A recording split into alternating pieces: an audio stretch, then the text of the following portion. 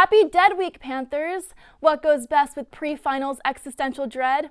That's right, American politics. Speaker Pelosi's breaking announcement comes just one day after the impeachment inquiry moved from the Intelligence Committee over to the larger Judiciary Committee, where both Democrats and Republicans are questioning top constitutional scholars. The question at hand, to what extent are the president's actions actually impeachable?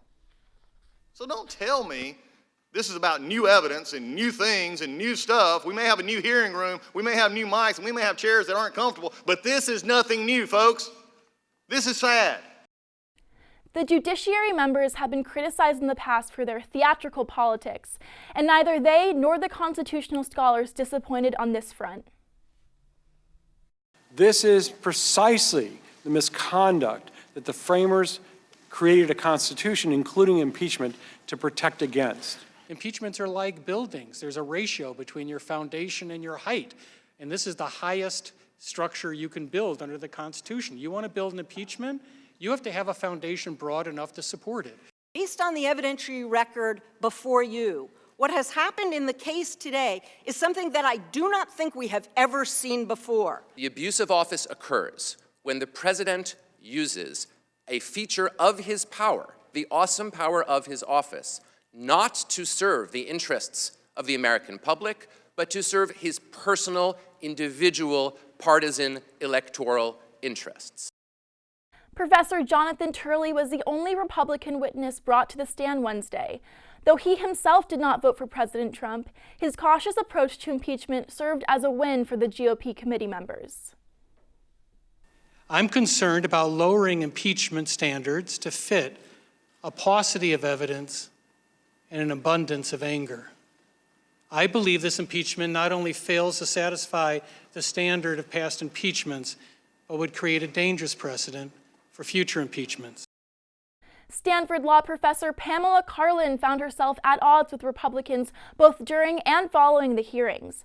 After a tense moment with GOP member Doug Collins, who seemed to dismiss her credibility, she was called out by First Lady Melania Trump for bringing her son, Barron Trump, into politics. Contrary to what President Trump has said, Article 2 does not give him the power to do anything he wants. And I'll just give you one example that shows you the difference between him and a king, which is the Constitution says there can be no titles of nobility. So while the president can name his son Barron, he can't make him a baron. On Twitter, the First Lady wrote, "A minor child deserves privacy and should be kept out of politics.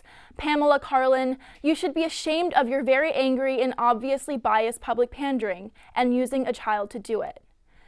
But the real baron of Twitter, President Trump, was out of the country this week at the NATO 70th anniversary celebration in London.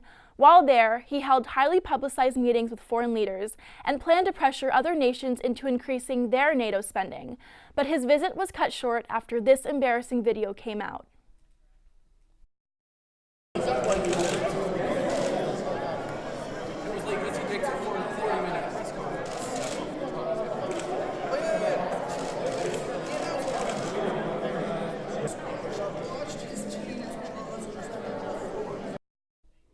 Americans have had mixed reaction to the video, with some getting defensive while others approving the international community's response to Trump.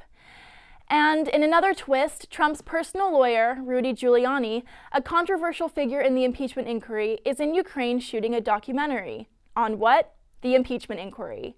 For Chapman News, this is Grace Papish, reminding you to always stay informed and stay curious.